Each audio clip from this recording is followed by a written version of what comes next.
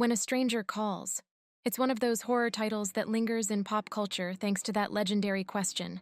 Have you checked the children? Today, let's talk about the 2006 remake of the 1979 classic. The 1979 film, directed by Fred Walton, became iconic for its terrifying opening sequence. A babysitter alone in a house, harassed by phone calls, only to discover they're coming from inside. It's tense, minimal, and slow-burning, but only the first 20 minutes pack the real punch. In 2006, director Simon West took that infamous intro and stretched it into an entire movie. This time, we follow Jill Johnson, played by Camilla Belle, through a high-budget, stylized 90 minutes of suspense, all set in one luxurious, isolated home. Camilla Belle delivers a decent performance as Jill. She plays the character with vulnerability and quiet strength. But unlike Carol Kane's more grounded portrayal in '79, Belle's Jill often feels like she's reacting to genre tropes rather than living them. There's less depth. She's a classic final girl with little development beyond babysitter in danger. The script doesn't do the character of Jill justice.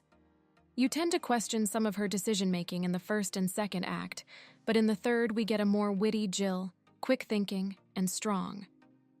This is in cast contrast to what we see of her earlier in the film. In both films, the antagonist is an anonymous phone caller, later revealed as a psychotic killer. The 1979 version gave him a name, Kurt Duncan, and even a backstory. He's portrayed with unsettling realism by Tony Beckley. Although a lot of the punch is taken away in the second act of the original, we at least get to know Kurt Duncan. The 2006 version strips that away. The killer becomes more of a faceless off-screen presence. It heightens suspense but removes psychological depth, turning him into a slasher-style boogeyman rather than a disturbed man. The 2006 script is functional. It's padded with teen drama, generic dialogue, and long stretches of Jill creeping around the house. Unlike the original's restrained pacing and eerie silence, the remake over-explains and under-delivers. There's little character interaction.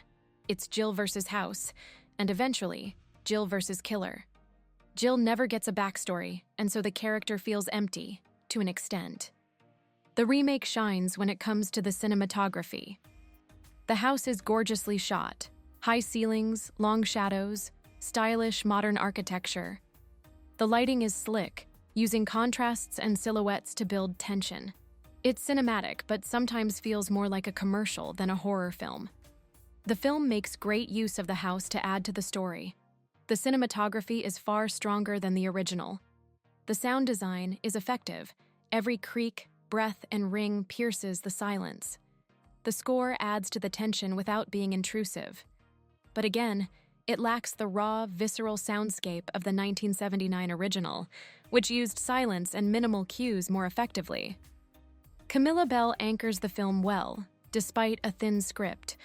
The antagonist we merely hear over the phone, and we get to see some of Jill's friends, however brief.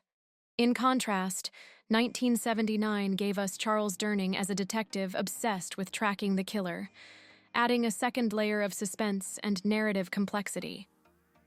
So what's the verdict? The 2006 When a Stranger Calls is a polished, PG-13 horror thriller that relies heavily on visuals and jump scares.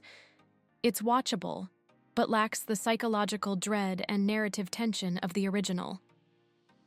The 1979 film may feel dated, but its opening scene remains one of horror's most legendary, and the remake never quite lives up to that legacy.